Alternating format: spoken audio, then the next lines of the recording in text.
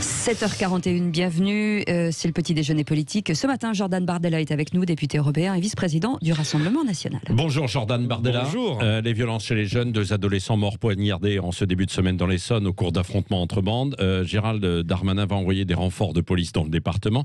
Que faire contre ces rixes, ces bandes rivales, avec surtout des jeunes de plus en plus jeunes, entre guillemets? Monsieur Darmanin est le ministre du commentaire et du déplacement. Donc il est effectivement très assidu à l'ensemble des déplacements, à l'ensemble des actualités de plus en plus tragiques qui alimentent l'actualité nationale. Maintenant, si on n'a pas une véritable action aujourd'hui en matière de renforcement des moyens qu'on donne à nos forces de l'ordre et surtout d'une véritable politique pénale qui soit ferme, efficace, qui vise à rétablir les peines planchées, qui vise à réformer l'ordonnance de 45 qui protège aujourd'hui en très grande partie les mineurs qui ne risquent quasiment rien. Et on le voit dans ces phénomènes de violence, mais on le voit aussi dans les trafics de drogue où les têtes de trafic utilisent généralement les plus jeunes parce qu'ils savent qu'ils sont protégés par la justice et qu'ils ne risquent rien. Si on ne supprime pas les aides sociales, il faut supprimer les aides sociales aux parents de mineurs récidivistes. Vous pensez que ça améliorera les choses? Je crois que de taper au portefeuille des parents qui font preuve d'une négligence. C'est la responsabilité parentale, c'est ça? Je pense que oui, de taper au portefeuille des parents qui font preuve d'une négligence, bien souvent à l'égard de leurs enfants dans un certain nombre de quartiers pour un certain type de famille. Encore une fois, je ne généralise pas, mais la première demande de ces habitants de ces territoires de plus en plus difficiles, enclins à des zones de non-droit, c'est le rétablissement de l'ordre. Alors, ce n'est pas que des zones de non-droit, Jordan Bardella. Ce sont des zones d'un autre droit, effectivement, où à Saint-Chéron. Non, mais Saint-Chéron, c'est une bourgade plutôt tranquille. Et ce qu'on voyait... C'est pas l'image, en fait, des bars, etc., de la Seine-Saint-Denis, que vous dénoncez, que vous connaissez bien, parce que vous venez de là-bas. Donc, bien sûr, vous avez raison. Et ce qu'on voyait, ce qu'on a vu pendant des années, ce qu'on a vu pendant des décennies, dans ce qu'on a appelé les territoires perdus de la République, pour reprendre ce bouquin d'enseignants d'Île-de-France qui est sorti il y a une dizaine d'années.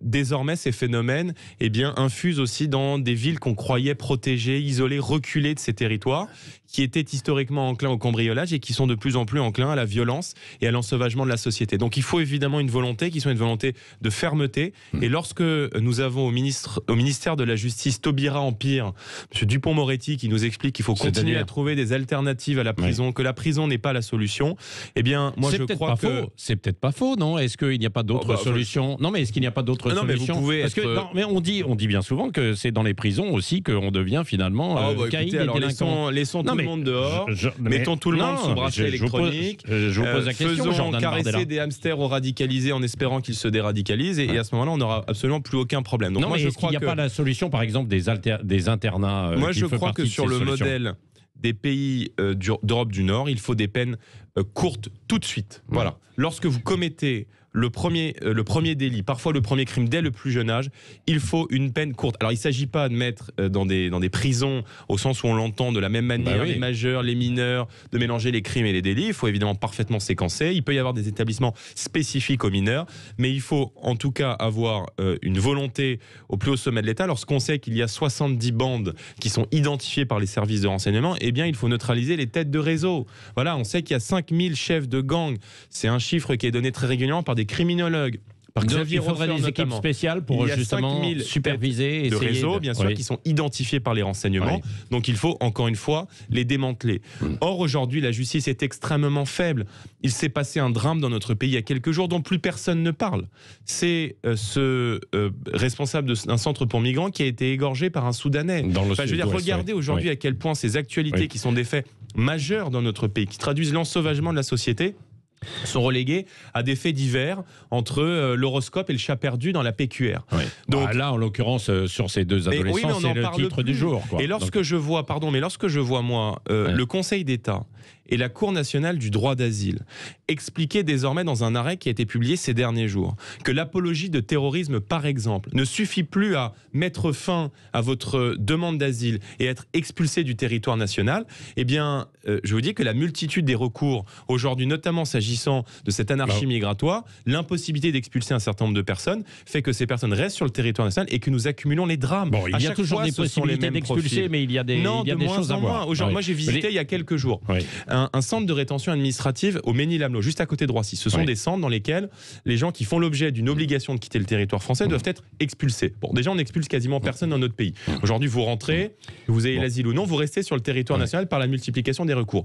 Aujourd'hui, le simple fait de refuser de faire un test PCR, alors que vous devez être expulsé du territoire national, suffit à vous faire rester sur le territoire. Voilà, aujourd'hui, si vous ne voulez pas vous faire mettre un coton-tige dans le nez pour vérifier que vous avez le Covid ou non, eh bien vous restez quand même sur le territoire national. Donc tout ça est délirant. Donc il faut mettre fin à l'anarchie migratoire, il faut de la fermeté au plus haut sommet de l'État, il faut remettre de l'ordre en matière pénale, et en tout cas, nous aurons cette fermeté aux responsabilités. Et sur Gérald Darmanin, qu'est-ce que vous lui demandez dans l'immédiat? Il a envoyé des premiers renforts de police sur le terrain. Mais je lui demande il va réunir les préfets, de tout mettre en œuvre pour donner aux forces de l'ordre les moyens de travailler, de soutenir en tout état de cause. Il y a un certain nombre de déclarations qui vont en ce sens, mais de soutenir en tout état de cause nos forces de l'ordre.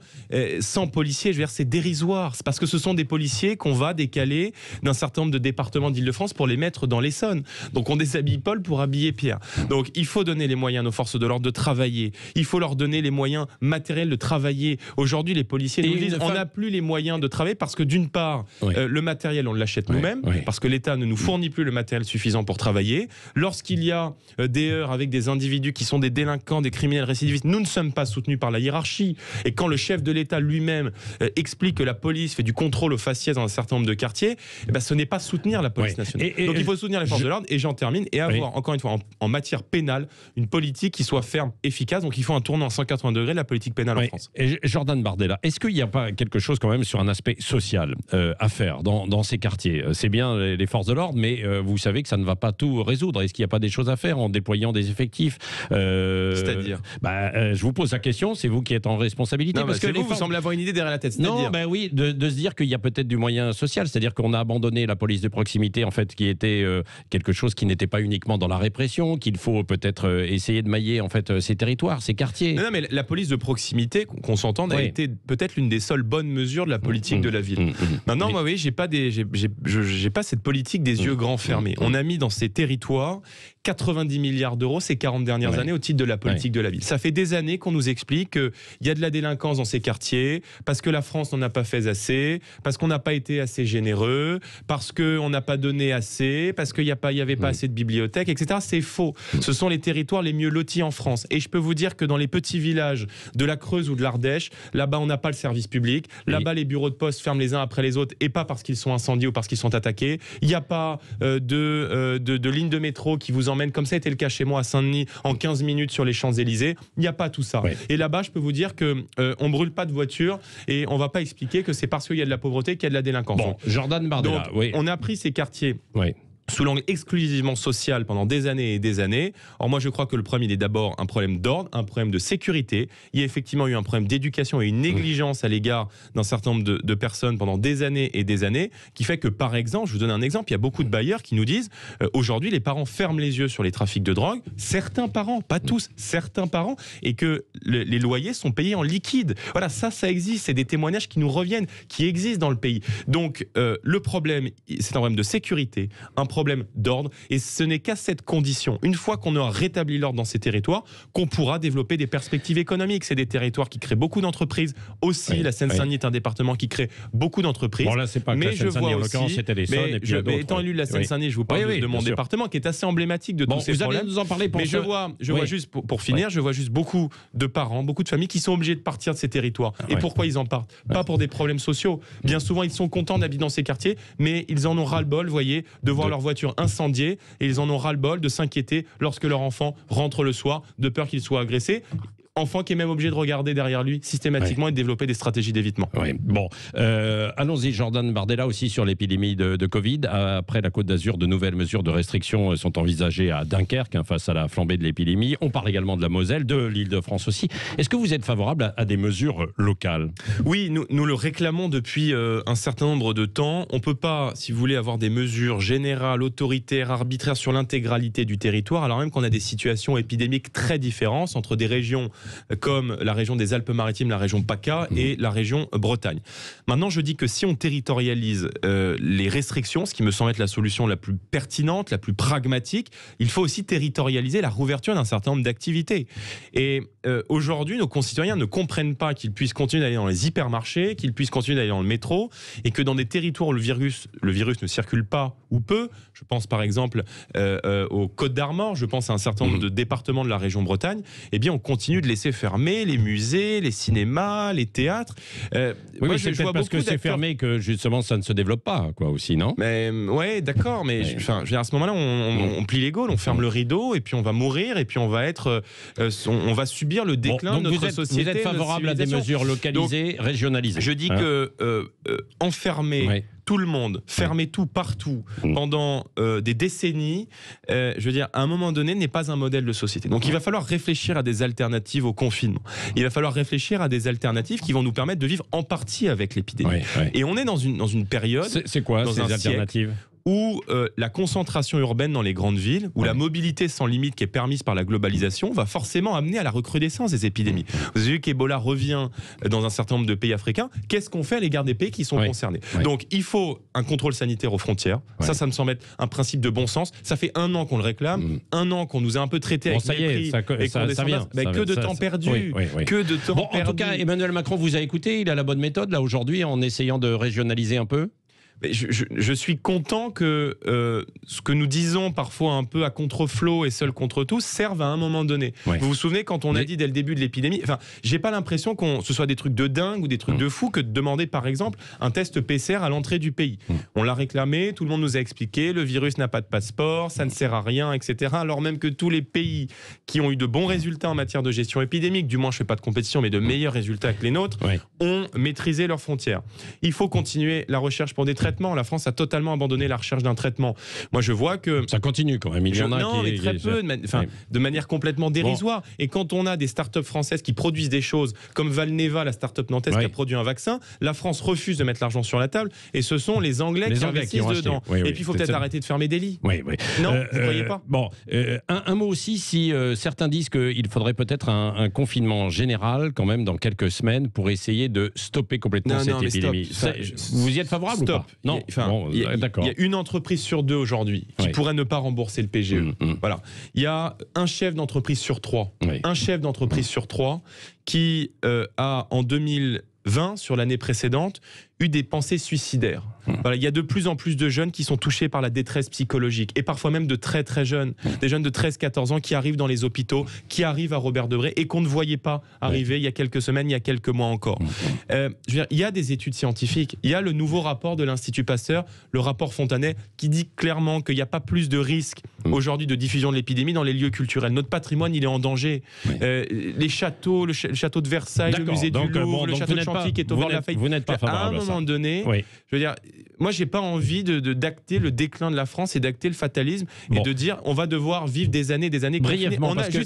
J'en termine. On a vacciné 1,7% de la population française. Est-ce qu'on va être confiné jusqu'à ce qu'on ait vacciné l'intégralité des adultes? Bon, moi je vois un pays comme Israël qui a vacciné, enfin du moins qui a injecté une dose à 80% de sa population et qui rouvre les centres commerciaux, qui rouvre les collèges, qui rouvre les lycées, donc qui permet la réouverture d'un certain nombre de lieux. Donc il faut permettre à ceux qui le souhaitent de se faire vacciner, continuer la recherche d'un traitement, arrêter de fermer des lits, respecter les gestes barrières, mais si vous voulez, ces mesures arbitraires, comme le couvre-feu à 18h, qui entraînent du stress et qui n'ont aucun impact sur la progression de l'épidémie. Vous avez vu qu'à Toulouse, d'ailleurs, le CHU a rendu une étude en disant que le couvre-feu à 18h a été contre-productif. Bien sûr, arrêtons avec tout ça. Gardons la raison, gardons le cas et arrêtons d'avoir des mesures qui sont arbitraires et qui n'ont aucun fondement scientifique. Il nous reste 2 minutes, Jordan Bardella. Un mot sur, vous dénoncez une censure sur Facebook lors d'un texte sur génération identitaire. Le secrétaire d'État Cédrico était notre invité hier et il a dit effectivement que c'était problématique. Mais qu'est-ce que vous demandez aux autorités aujourd'hui? Puisque Facebook, ça reste aussi une entreprise privée. C'est vrai, vous avez raison, mais il va falloir contrôler le pouvoir de plus en plus démiurgique de ces GAFA qui ne sont plus des agora de l'information aujourd'hui, mais qui sont des partis politiques. Voilà, Facebook fait de la politique. Lorsque Facebook ne censure qu'un certain type d'idées, que des idées qu'ils ne considèrent pas comme politiquement correctes. Génération identitaire avait des discours qui appelaient à la haine. Moi, donc voyez, bon, c'est ça. Ils ont des règles. Après, qu'on soit d'accord ou pas d'accord. Je n'ai pas admis dans mon poste un soutien sans faille idéologique à Génération identitaire.